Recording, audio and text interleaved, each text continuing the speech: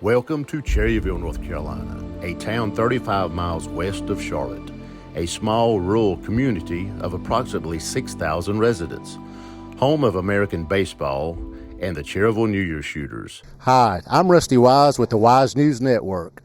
I'm here today in Cherryville, North Carolina, where life blossoms. We've got an update today with the downtown construction project that's been going on for more than 3 years. We talked to city officials, merchants, and other people on the downtown development. One of the city officials I spoke to today is the city manager, Brian Dalton. What's the need for the project? How did this develop as far as the need for the project? Well, the biggest thing is, if you can remember back when Mr. O'Leary started developing the old Fatty's Men's Shop, where he put the apartments up top and put the restaurant on the bottom. You know, we had water lines and sewer lines that had been in the ground for close to 100 years.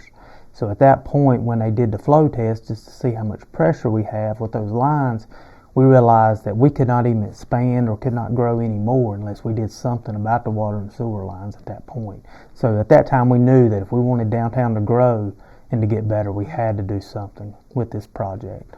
The funds, I think there was some bond money like 2 years ago. The taxpayers voted to approve the bonds. Approximately 2 years ago, the taxpayers did vote to approve the city having bonds issued to pay for this project. We had a little over $9 million issued to pay for the water and sewer lines, the streetscape, to do the new sidewalks and all that. What about the project schedule? I know it was supposed to be completed maybe in August of this year, and I think maybe missed it a couple months. It started off in August or September, and just like any other business, with COVID, there were several times we had to delay some weeks where the contractor could work, as far as employees had COVID or whatnot, so they had to stop for a week or two. Then you obviously have some rain, anything like that. In a big project like this, there's always something you think about on the back end, as far as, hey, we've got this put into the project, but we realize we need to put this sidewalk here, or we need to put this water line here, or whatever it might be. So there were some additions there at the end that did extend the project a little bit as well. So are you on budget as far as the funds go? We're actually under budget. Oh, that's amazing. Sewer line, we actually came in about $1 million under on the sewer line, so we did very well there. Gave us a little leeway. Now, there's some things on the streetscape. For example, if you look under the mural there, the New Year Shooter mural on Mountain Street, the project didn't originally call for a sidewalk going from Main Street down to the alleyway for the parking at the back there. But obviously, with having a new parking lot, new apron down there, new sidewalks, we wanted to have a new sidewalk under the mural as well. So that was an addition there. There was an addition on Mountain Street on the other side as well, going down Rustic Roots there at the Old Hauser Drug. There's some other things there we're looking at doing eventually, where just the design of the building, the way it was designed back in the 50s or whenever it might have been built, we're going to have to probably change some things there to make it more structurally sound as far as that little bit. But there were some additions there. How have the merchants been affected? Obviously, anything this big, there's merchants that are affected, probably some more than others. I think it's a project that we had to do, and now we're going to see the positive results from the project. But obviously, we know the merchants were affected, and there were some issues along the way. But I'll have to say that employees have done a great job. David Day, in particular, has done a great job trying to make sure that merchants were kept aware of what's going on, what the progress was, where we were at in the project, when certain things were going to take place, so we could try to have a plan in place for merchants to be able to get their customers in or out of their store. A couple of years ago, I think there was some talk about a hardship grant for the merchants. Do you remember that? It was like a $2,500 grant. I don't remember that in particular. That's not ringing a bell with me there.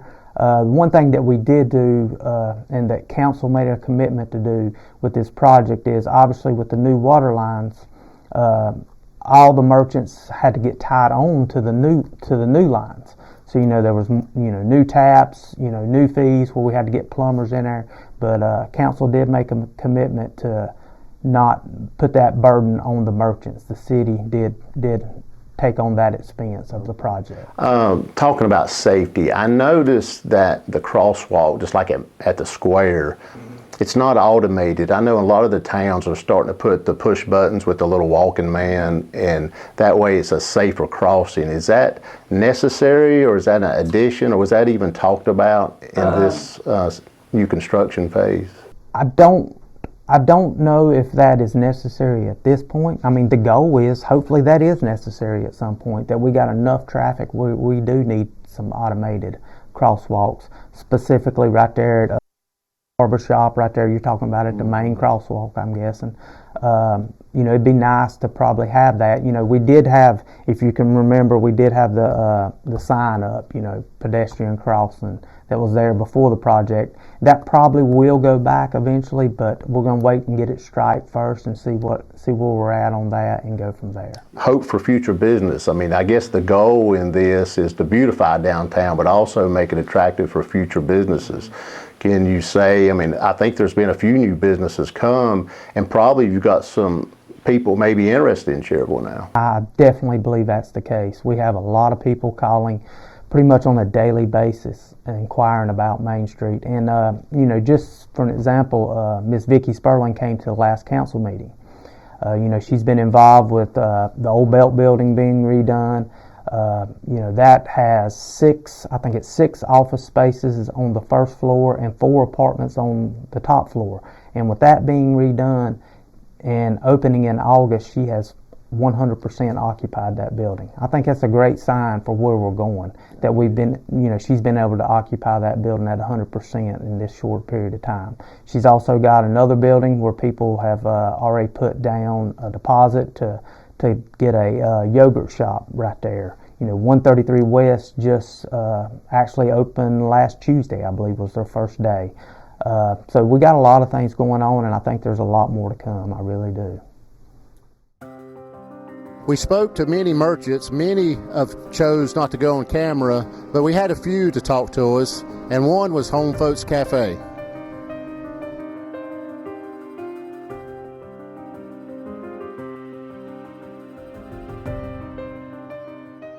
Alrighty, everyone, we have Pat and Janet here for Home Folks, and we're talking with them today about the downtown construction that you may hear in the background, which is almost completed, and we've got a few questions to ask them.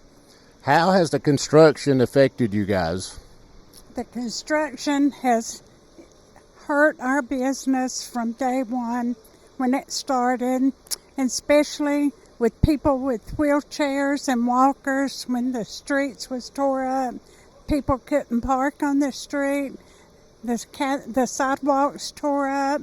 Walkers, wheelchairs could not get in the back door because we had steps to climb.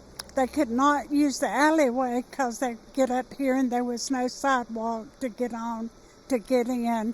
Our business has been hurt terrible, but somehow we have survived and still open.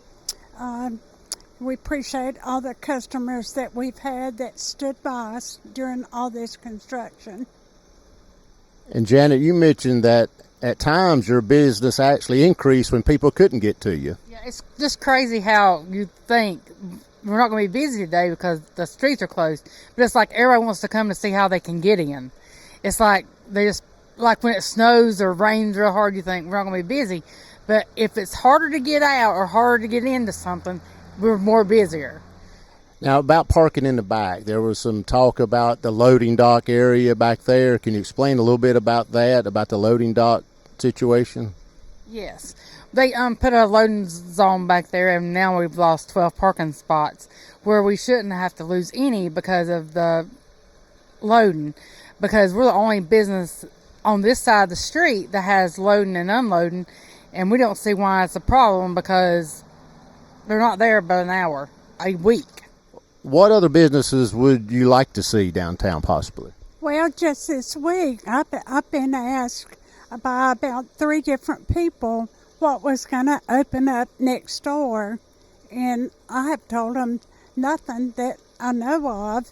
And then I've been questioned about the cafe signs across the street, and I said they have been saying they were going to open up something over there, but whoever the owners are or whoever's opening it up, they say they're not going to do anything until the streets get complete. What do you think about the design? I know it looks like you've got a very nice sidewalk, new street lights, new brick pavers, new asphalt. What do you guys think about it? I think it looks very nice. I have not been up here at night to see the street lights on yet. I mean, I've been here at night, but coming in the back door and going out, I think it looks very nice. The people at the city offices or chamber office tell us that it's going to be beautiful when it's finished, and we're hoping that that's the way that it will be. Yeah, I don't understand how you can turn up here at the mini park when you come out. There's the flower beds out there, and I don't know how the people are gonna be able to turn in the car coming and not hit. I mean, because I know how people don't do 20 miles an hour through Cherryville and the speed limit. But when you're coming out right there, it looks like it's going to be a hard turn to turn. And if traffic's coming that other way, how are you going to miss that person? Or if a big truck's coming down through here. Understandably. We're going to be talking to some more businesses and government officials, and we'll get some answers to some of your questions on maybe what trees they planted, what bushes they planted, that sort of thing. And it does look better. It looks new. I really appreciate it, guys. Y'all like anything else to say? I would like one other statement to be able to be made. Cherryville, we're a small town, and occasionally I say to different people, I think we could be a town like Blowing Rock, something like that. We've got a lot of vacant buildings. I think they could be used. I think the city needs to stand behind all their merchants that have been open, a lot of them for years. Some of them are new and coming on board. But I think the city should be more lenient with the businesses that have stuck through all of this remodeling of the town. I think the city needs to compensate those businesses at least 3 or 4 months with their power bill, water, and their sewer, because they've been through a hard time.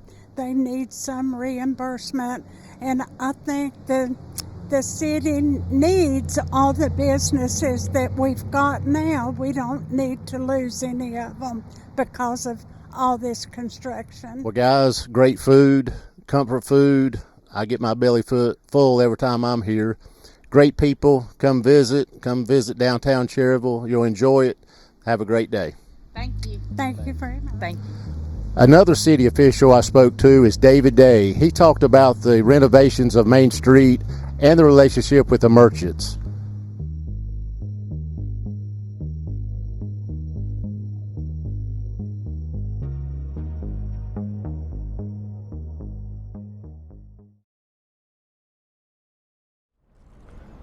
We're here today with David Day. And David, could you explain a little bit about your position with the city? Sure.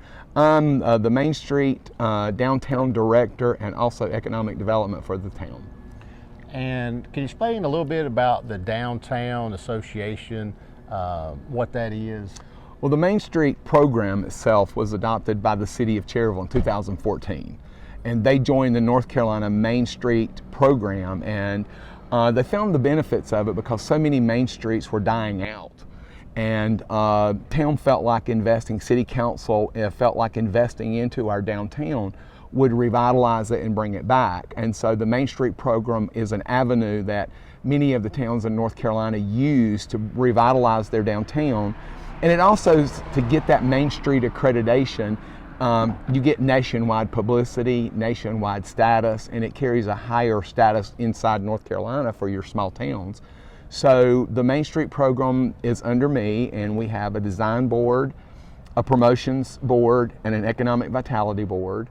And we meet monthly to create events for downtown, to meet about bringing in new businesses, and also about designing things for downtown, looking at murals, doing the mini park and different things like that. So they work really hard and diligently. They picked a lot of the selections that you see on the town during the revitalization and the planning.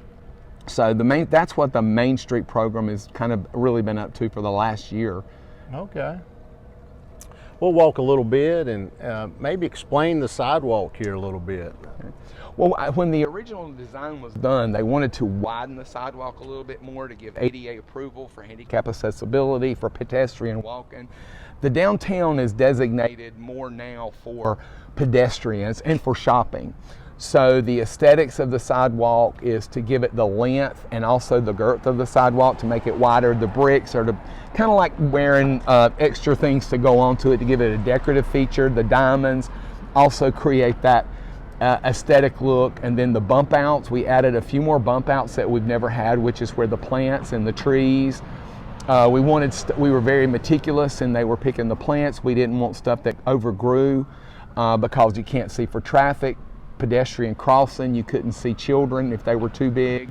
If you're parked, you can't see around them to get out. So we did that. The new trees that are put in were picked specifically because they're not supposed to grow and crack your sidewalks. Oh, okay. They have a smaller rooting system, and they also have a high tolerance for metropolis areas like downtowns, and where there's a lot of asphalt and pavement, and they grow somewhere around 25 to 30 feet tall, which we can keep them trimmed, and they will grow up like this instead of being the round ones that we had before, and it keeps the visual open for downtown so you don't have the blocking. So the bump outs, the purpose in the bump outs are for aesthetics, but I understand it's also to help slow traffic down. It is.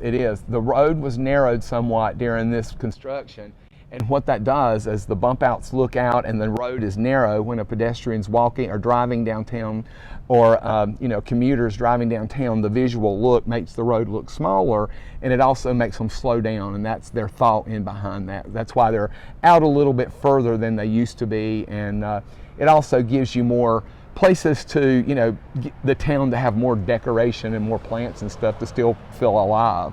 I know some viewers, they ask, why not cherry trees? But I think you answered that question. Yeah. Cherry trees, ornamental trees tend to give a lot of problems down the road with roots and everything. And we looked at that, we really did, and they would not survive. The root system on the cherry trees, we started looking at those, and we were actually down towards from Depot to Pink Street. We were looking at putting cherry trees there, but we sought professional advice, and the root systems would get so big they could crack the sidewalks, cause further problems.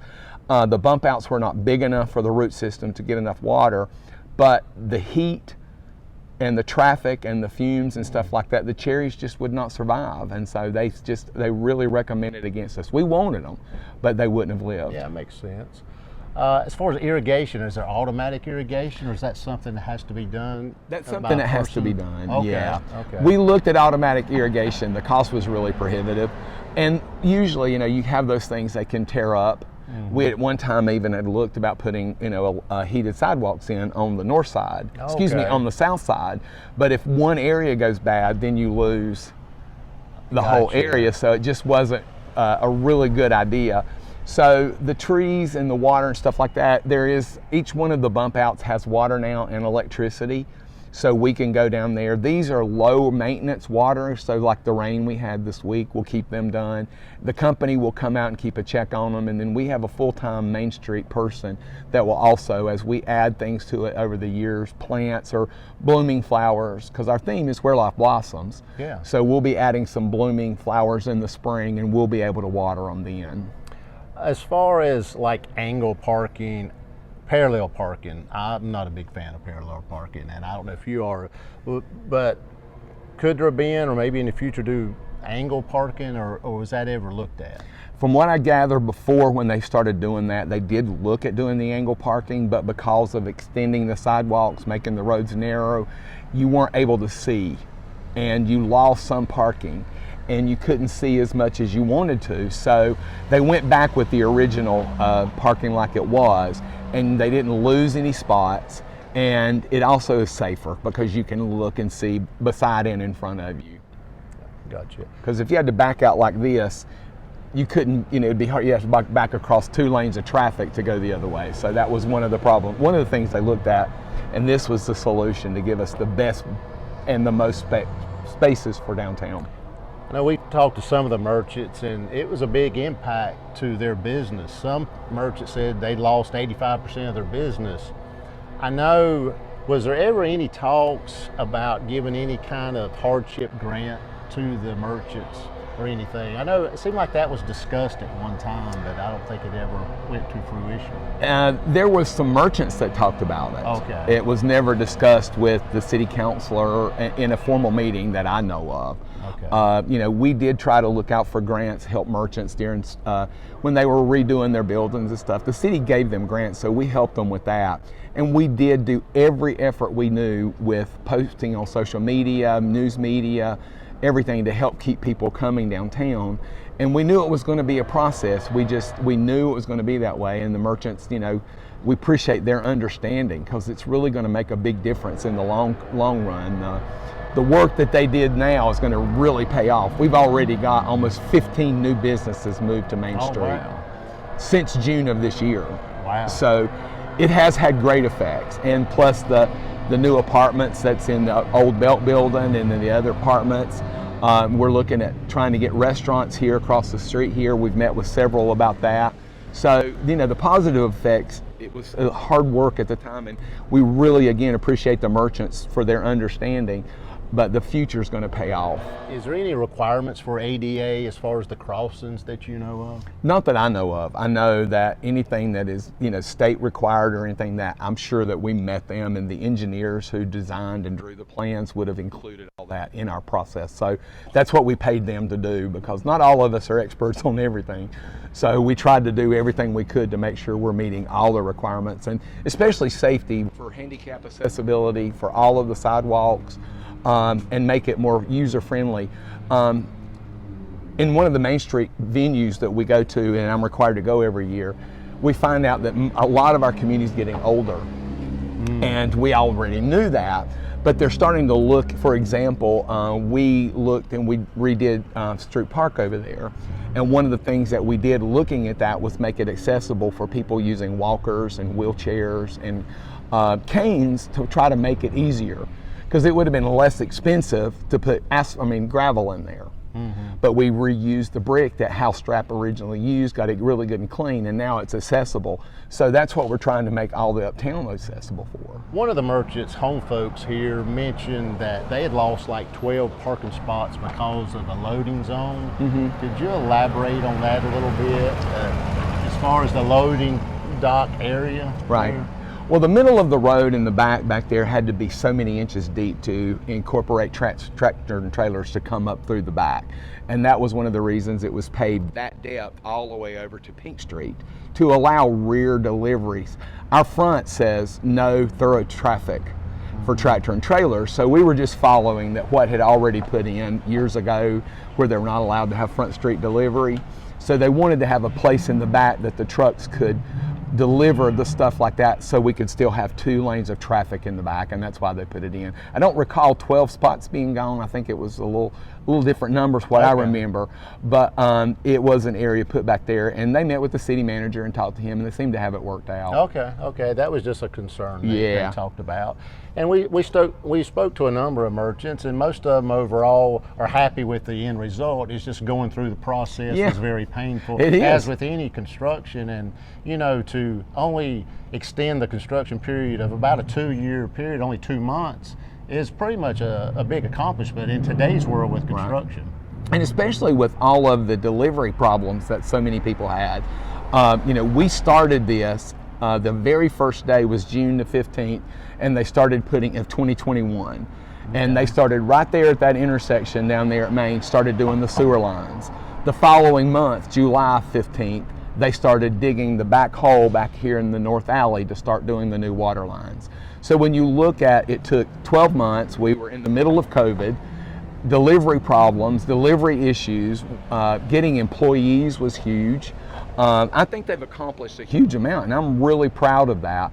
I worked with this from day one, and I've seen a lot of obstacles overcome, and I've seen our merchants, overcome obstacles to continue to work through it. And I agree with you what you said, to be done in that shorter period of time, wrapping an entire town with new water, sewage, gas, and electric, new streets, new sidewalks, new designs, everything. It's a lot to accomplish. So a part of that was to get the utilities in the back, so if you had to have utilities dug back up, you don't have to mess with Main Street. Exactly. That's the big objective here. Yeah, well, that, and we were required to have the new water lines. They were wanting to have pressure. for the pressure and everything else. We couldn't extend to the second floor. But before, all the water lines were underneath, so if something happened, we had to tear up the sidewalks. Now they're all in the back. And that's going to make a huge difference in the future, because you're going to have problems, and it's easier to get to them back there. Yeah. Well, David Day, thank you very much. You're very welcome. Appreciate you having us today, and looks good, looks beautiful. Well, we're excited to have all the new businesses that are coming in. Like I said earlier, we've got more coming. There's one just signed the lease the other day with Vicki Sperling. That's a business that we've been wanting. Right across the street, they're going to start working on the interior of that building. So we see Main Street doing exactly what the City Council wanted to see years ago when they started the growth and the revitalization of our downtown. Good deal. David, thank you. Thanks, Rusty. Have a great afternoon. Good to see you. And there you have it, folks, from downtown Cherryville, North Carolina. Progress of the construction, which is 99.9% complete. I'm Rusty Wise with the Wise News Network. Have a great day.